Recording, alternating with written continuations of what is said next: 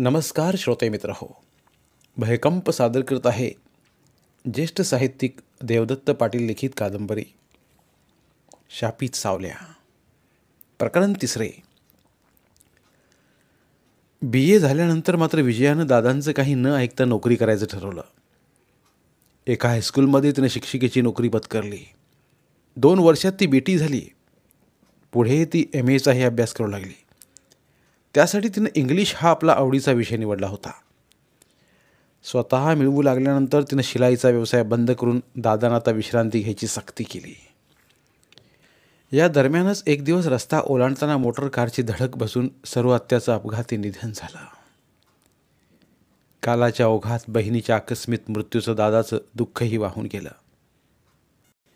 दादांचा आणि विजयाचा जीवनक्रम आता सरळ, सुरळीत, समाधानकारक चालला होता. एक दिवस विजयाबरोबर हायस्कूलमधले एक तरुण शिक्षक आनंदराव जगदाळे सहज तिच्या घरी चहाला आले. दादा आपल्या लेकीच्या साड्यांना इस्त्री करत बसले होते. जगदाळे सर, तुम्ही बसा इथे, मी चहा आणते, म्हणून विजया स्वयंपाकाच्या खोलीत गेली. जगदाळेने दादांच्याकडे बघितलं आणि खुर्चीत बसत त्यांना नमस्कार केला. नमस्कार, ते थोड्या मोठ्या आवाजात उद्गारले, पण दादांनी त्यांच्याकडे बघितलं सुद्धा नाही. त्यांना ऐकू गेलं नसेल म्हणून त्यांनी परत एकदा आवाज आणखीच थोडा चढवून नमस्कार उच्चारला. तरीही दादा आपल्याच कामात गुंग. जगदाळेचा नमस्कार स्वीकारला नाही. त्यांच्या उपस्थितीची दखल घेतली नाही. जगदाळेंना गृहस्थ थोडा चमत्कारिक वाटला. नंतर त्यांच्या मनात आणखी एका शक्यतेचा विचार आला. माणूस बहिरा असेल. त्यांच्याकडे दुर्लक्ष करून जगदाळेंनी टेबलावरचं एक मासिक उचललं आणि ते वाचत बसले. थोड्या वेळानं त्यांनी सहज डोळे उचलून बघितलं तर गृहस्थ त्यांच्याकडेच रोखून बघतोय. क्षणभर जगदाळे गांगरलेत. दादांच्या मुद्रेवरील हिंस्र भाव आणि नजरेत चमत्कारिक चमक बघून ते भयचकितच झाले. भांबावून त्यांनी घाईनं परत एकदा हात जोडून नमस्कार म्हटलं, पण दादांची रोखलेली तीक्ष्ण नजर अजूनही तशीच. जगदाळेंनी आपले डोळे परत मासिकात घातले, पण वाचनात लक्ष लागेना.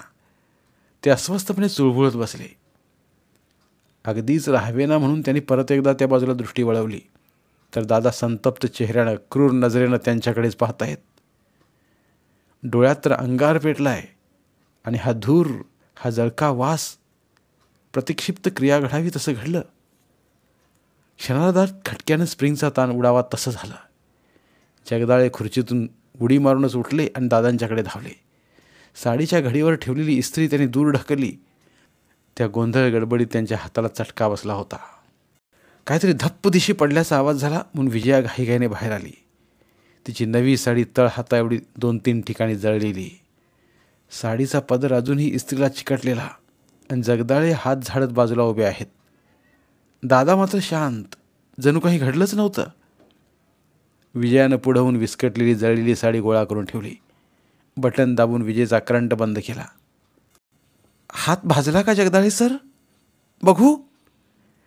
नाही, चटका बसला एवढंच म्हणत जगदाळे परत खुर्चीत जाऊन बसले. विजया चहा आणायला गेली. 3 कप ट्रेमधून आणले. जगदाळेंना एक दिला. दुसरा दादांना देऊ केला तर त्यांनी तो नाकारला. तिचा आग्रहही त्यांनी मानला नाही. दादा आज असं विचित्रपणे का वागतायत तिला समजेना. तिने जगदाळेंच्या बरोबर चहा घेतला. मी मगाशी विसरलेच दादांची ओळख करून द्यायला. सो सॉरी सर, विजया दिलगिरी व्यक्त करीत म्हणाली. हे माझे वडील दादा मूकबधीर आहेत. तरीच जगदाळे स्वतःशीच पण विजयाला ऐकू जाईल एवढ्या मोठ्याने पुटपुटले. का? काय झालं जगदाळे सर? हो, आलं ध्यानात. तुम्ही त्यांच्याशी बोलण्याचा प्रयत्न केला असणार नाही का? माफ करा सर, मी हे आधीच सांगायला हवं होतं, पण इट्स ऑल राईट. जाऊ द्या विजयाबाई, मला त्याचं इतकंसं काही वाटलं नाही. पण तुम्हाला राग येणार नसेल तर एक विचारावं म्हणतोय. तुमच्या वडिलांना वेडाचे झटके वगैरे? छे, भलतंच काय बोलताय जगदाळे सर. त्यांना बोलता ऐकता येत नाही, पण परमेश्वरानं भरपूर शहाणपणा आणि कुशाग्र बुद्धी दिली त्यांना. तरी पण म्हणजे त्यांचं वागणं पाहता मी आत असताना विशेष काही घडलं का? विशेष काही नाही, पण माझ्यावर खूप संतापलेले दिसले म्हणून म्हटलं. अतिशय शांत स्वभावाचे आहेत माझे दादा. तुमचा काहीतरी गैरसमज झाला दिसतोय जगदाळे सर. तसंही असेल, मला कदाचित भास झाला असेल तसा. म्हणून चहा संपवून जगदाळे कप अशी टेबलावर ठेवून जायला उठले. निघालात की काय सर? बसा ना. नको, मी पुन्हा केव्हा तरी येईन. मला काम आहे थोडं.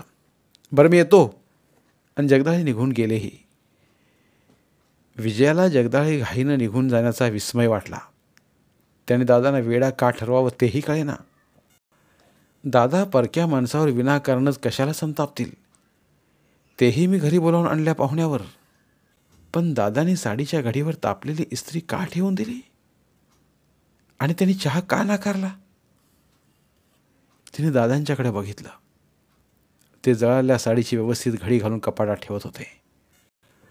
पुन्हा एकदा असाच एक चमत्कारिक प्रसंग घडला. विजया स्वयंपाकखोलीत स्वयंपाक करत होती. स्टोव्हचा फुर्र असा आवाज आणि विजयाचं लक्ष डोळे पुसत कांदा चिरण्यात गुंतलेलं. एकदम कुणीतरी हाक दिल्याचा भास झाला. कोण आहे ते पाहावं म्हणून विजया उठून बाहेर आली, तर दादा दाराशी पाठमोरे उभे असलेले आणि कोणीतरी पायऱ्या उतरून निघून जात असलेलं दिसलं. ती पुढे झाली आणि बघितलं तर तिची वर्गमैत्रीण सुलभा वर्तकचा भाऊ अविनाश. तो निघून जात असला बघून तिनं हाक दिली. दादा दारातून बाजूला झाले. अविनाश, असं परत का निघालात? या ना. अविनाश वळून परतला. तुम्ही घरीच आहात होय? तुमच्या वडिलांनी तर हातवारी करून तुम्ही घरी नसल्याचं सांगितलं. विजयाची अवस्था मोठी चमत्कारिक झाली. दादांनी असं का करावं? मी आत असल्याचं ठाऊक नसेल त्यांना. आता हेच बाहेरून आले ना. आत या ना, बसा. अविनाश वर्तक आत येऊन खुर्चीत बसले. ताईनं तुम्हाला दुपारी 1-1:30च्या सुमारास घरी बोलावलंय. आज तिला बघायला सांगलीचे पाहुणे येणार आहेत. इकडून मी मावशीकडे चाललो होतो. म्हटलं जाता जाता तुम्हालाही ताईचा निरोप द्यावा. पण बोलता बोलता वर्तक एकदम थांबले. विजयानं बघितलं तर दादांच्याकडे पाहतायत. तिनं त्या दिशेने नजर वळवली. दादा अत्यंत क्षुब्ध, अगदी हिंस्र नजरेनं त्या तरुण पुरुषाकडे रोखून बघतायत. तुमचे वडील असं का पाहतायत? माझं काही चुकलं का? वर्तकने विचारलं. नो, दादांची तब्येत बिघडली आहे. म्हणजे किरकोळ गोष्टीवरून त्यांचं माझं भांडण झालं नुकतंच. त्यामुळं ते अजून थोडे गुशातच आहेत. विशेष काही नाही. बरं मी येते मग दुपारी 1:30 वाजता. हां. अविनाश वर्तनला चहा न देताच निरोप द्यावा लागला. विजयाला भीती वाटत होती की आपण स्वयंपाकखोलीत गेलो तर आनंदराव जगदाळे आले होते तेव्हासारखं पुन्हा काही घडेल. आणखी 1-2 प्रसंगानंतर विजयाच्या लक्षात आलं की आपल्या घरी कोणी तरुण पुरुष आलेला दादांना आवडत नाही. कारण मात्र कळणं कठीण होतं. विजया सोशल होती, मनमिळाऊ होती. तिच्याभोवती नेहमी मैत्रिणींचा घोळका असायचा. तिच्या कॉलेज मैत्रिणी घरी येत, गप्पा छाटीत, हसत खिदळत बसत. त्या घरात विनासंकोच वावरत, काहीही बोलत, केव्हाही येत केव्हाही जात. आवडीचे पदार्थ करून त्यावर ताव मारीत. दादा जणू त्या घरात उपस्थित नाहीत असं समजून त्या मुली दंगा करीत, गोंधळ घालीत असत. दादाने याबद्दल कधीच नापसंती वा नाराजी दर्शवली नव्हती. उलट विजयाकडे इतक्या मैत्रिणी येतात याचा त्यांना आनंदच वाटत असे. कधीकधी ते स्वतःच त्यांच्यासाठी भजी तळून देत. कांदा भजी ते उत्कृष्ट करीत असत. मग तरुण मुलं घरी आली की दादांना असा राग काय हवा? विजया सुंदर होती, तरुण होती, स्वच्छंदी वृत्तीची होती. तिला भरपूर स्वातंत्र्यही होतं. तरीही तिचं वर्तन स्वैर वा उधळ नव्हतं. कॉलेजातील काही तरुणांशी तिचे मैत्रीचे संबंधही होते. पण लगट करू पाहणाऱ्या लंपट पोरांना तिनं जवळपासही फिरकू दिलं नव्हतं. एकदा एका कॉलेज कुमारानं तिला प्रेमपत्रही लिहिलं होतं. तिनं त्याला एकट्याला गाठून ते पत्र परत केलं होतं आणि कडक शब्दात त्याची खरडपट्टी केली होती. प्रेमाचे चाळे तिला कधीच सुचले नव्हते. स्वैराचारी, भ्रष्ट, चारित्र्यहीन मुलीचा तर ती अत्यंतिक द्वेष करीत असे. स्त्री पुरुषांच्या लैंगिक वर्तनात संयमाचा अभाव आणि अनैतिकता हा क्षम्य सामाजिक गुन्हा आहे असं तिचं मत बनलं होतं. समाज धारणेसाठी नीतिनियम आवश्यक असल्याने प्रेमाच्या नावाखाली होणारे विवाहपूर्व वासनापूर्तीचे व्यवहार तिला मंजूर नव्हते. ती स्वतः चारित्र्यसंपन्न होती. तिचे वर्तन मर्यादशील होते. त्यामुळे उन्हाळ उच्छृंखल तरुणांशी ती कसलेही संबंध ठेवील वा त्यांना घरी आणेल ही गोष्ट केवळ अशक्य होती. आपला पाय घसरणार नाही, आपलं पाऊल वाकडं पडणार नाही याबद्दल तिला ठाम आत्मविश्वास होता. दादांनी आपल्यावर विश्वास ठेवावा अशी तिची अपेक्षा होती. पण ती सर्व्हिस करू लागल्यापासून दादांचा विश्वास डळमळी झाला दिसत होता. पत्नीचे उदाहरण डोळ्यांपुढे असल्यामुळेच कदाचित ते जास्त सावधगिरीनं, दक्षतेनं आपल्या मुलीची काळजी वाहत असतील.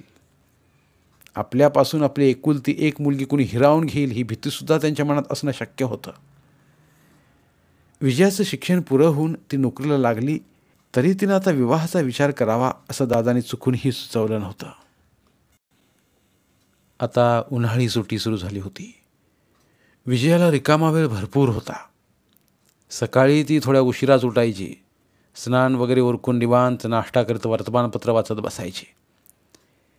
एका सकाळी ती टेबलावर केसरी पसरून ठेवून वाचत बसले असतानाच तिथे दादा आले आणि सहजपणे तेही वर्तमानपत्रातले चित्र पाहत उभे राहिले. एका फोटोने त्यांचं लक्ष वेधून घेतलं. बराच वेळ ते विस्पारल्या डोळ्यांनी तो फोटो निरखून पाहू लागले. काही क्षणातच ते उत्तेजित झाले. घशातून आवाज काढत काही सांगण्याचा प्रयत्न करू लागले. त्या फोटोवर बोट ठेवून विजयाला तो बघायला सांगू लागले. विजयाला त्या फोटोचा संदर्भ लागेना. दादांना काय सांगायचं ते कळेना. तिने त्या फोटोखालची बातमी वाचली. आमदार श्रीमती पद्मिनी राजे जानोळीकर यांचा मंत्रिमंडळात समावेश होण्याची शक्यता वर्तवणारी ती बातमी होती. या व्यक्तीचा दादांशी आपल्याशी काय संबंध आहे ते समजेना.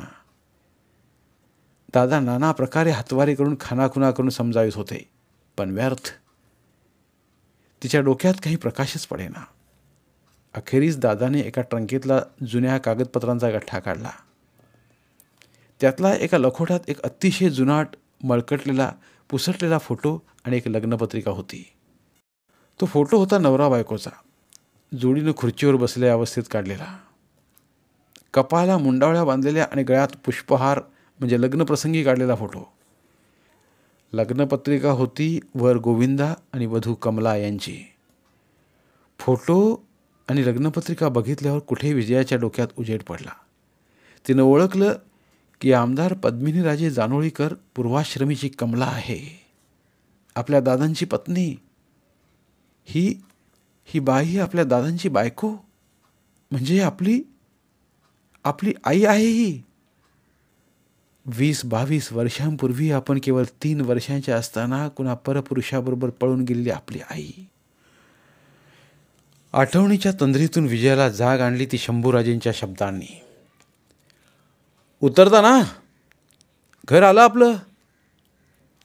हो, आपलं घर म्हणजे हे आमचं घर, आपलं समजा म्हटलं. चला. जीपमधून उतरून विजयानं आपलं घर बघितलं. प्रवासाचा शीण विसरायला लावणारं दृश्य होतं ते. विस्तीर्ण उद्यानाच्या मध्यभागी सुंदरसा बंगला, नव्हे छोटासा शुभ्र संगमरवरी राजवाडा, वृक्षवेलींची गर्दी, विविध रंगाच्या असंख्य प्रकारच्या फुलांचे ताटवे, कारंजी आणि बागेच्या मधोमध तो प्रासाद म्हणजे जणू एक भव्य दिव्य श्वेत कमल, एक स्वप्नपुष्प, नाव श्वेत पद्म. शुभ्र कमळ फुलासारखी दिसते ही मुलगी. शंभूराजेंच्या पाठीमागून दरवाजातून आत आल्या विजयाला बघून जानोळीकर इनामदार रानोजी राजेंच्या मनात विचार आला. अगदी आपल्या सुनेचं पद्मिनी राजेंचं रूप लाभलं हिला. तरुण सौंदर्यवतीच्या दर्शनाने त्यांचे वृद्ध पण रसिक डोळे तिला घागले. तिला पुरतं पाहून घेतल्या क्षणी मात्र त्यांचे डोळे किंचित विस्फारले. इतकं साम्य आपल्या सुनेच्या आणि या मुलीच्या रूपात. अंतर्मनातला एक आठवणीचा मासा सळकन उसळी मारून वर आला आणि निमिषार्धभर चमकून गेला. त्यांना आठवलं 2 तपांपूर्वी अशीच एक पूर्ण उमललेल्या कमळ फुलासारखी सुंदर तरुणी प्रतापराजेंच्या बरोबर आली होती. त्या अनोळखी अप्सरेच्या आकस्मित आगमनाने आपण क्षणभर गोंधळून गेलो होतो. कुठल्याही पुरुषाची नजर वेधून बांधून घेईल असं आकर्षक अप्रतिम लावण्य होतं तिचं. आपण आपलं वय विसरून तिच्याकडे पाहतच राहिलो होतो. माथ्यावरचा शालीन पदर आणखी थोडा पुढं ओढून ती कुलीन विनयवती चटकन वाकली होती आणि आपल्या पायांना स्पर्श करून तिने नमस्कार केला होता. त्याचवेळी आपले चिरंजीव प्रतापराजे बोलले होते, आबासाहेब, ही पद्मिनी राजे, माझी पत्नी, तुमची सून. त्या नातेसंबंधांच्या उच्चाराने आपण चमकलो होतो, ओशाळलो होतो, स्तंभित झालो होतो. त्या संमिश्र भावनांच्या कल्लोळाने आपली विचारशक्तीच नष्ट झाली होती आणि आपल्या तोंडून अभावितपणे आशीर्वादाचे शब्द तिच्या मस्तकावर सांडले होते. अखंड सौभाग्यवती भव. नंतर मात्र आपण अविश्वासानं प्रतापराजेंकडे पाहिलं होतं. कसं शक्य आहे हे? पण बेटा विजयी मुद्रेनं हसत उभा होता. हे आमचे थोरले आबासाहेब, म्हणजे माझे आजोबा. माझ्या जन्मापूर्वीच माझ्या वडिलांचं निधन झालं, म्हणून मी यांनाच आबासाहेब म्हणतो. आबासाहेबांना भूतकाळातून परत आणणं ते शंभूराजेंच्या या शब्दाने. त्या मुलीला घेऊन ते दिवाणखान्यात केव्हा आले ते आबासाहेबांच्या लक्षातच आलं नव्हतं. ते अजूनही खिडकीतून समोरच्या दरवाजाकडेच पाहत उभे होते. शंभूराजेंचा आवाज ऐकून त्यांनी समोर उभ्या असलेल्या मुलींकडे बघितलं. नमस्कार आबासाहेब. विजयानं उभ्यानंच हात जोडून नमस्कार केला. आबासाहेबांनी किंचित नाराजीनंच तिच्या नमस्काराचा स्वीकार केला. या परिसरातील प्रत्येक माणूस लवून मुजरा घालतो या वयोवृद्ध इनामदाराला, आणि ही कालची पोर पाय शिवणं दूरच, हात जोडून मान तरी थोडी पुढे झुकवायची की नाही. ती सुंदर होती, तरुण होती, म्हणूनच राणोजी राजेंनी तो उद्दामपणा क्षम्य मानला. धन्यवाद. उर्वरित कादंबरी पुढील भागात. धन्यवाद. प्रिय श्रोते मित्र हो, आपल्यासाठी एक आवाहन. आमच्या चॅनलच्या प्लेलिस्ट विभागात तुमच्यासाठी शेकडो कादंबऱ्यांचे ऑडिओ बुक्स उपलब्ध आहेत. तिथे प्रत्येक कादंबरीचे सर्व भाग एकत्रित मिळतील. त्यामुळे सध्या सुरू असलेल्या क्रमशः कादंबरीच्या पुढील भागासाठी वाट पाहण्याची गरज नाही. तुमच्या वेळेनुसार तुम्ही संपूर्ण कादंबरी सलगपणे ऐकू शकतात आणि साहित्याचा आस्वाद घेऊ शकता. कृपया आमच्या चॅनलच्या होमपेजवर जाऊन प्लेलिस्ट चेक करा आणि तुमची आवडती कादंबरी निवडा. धन्यवाद.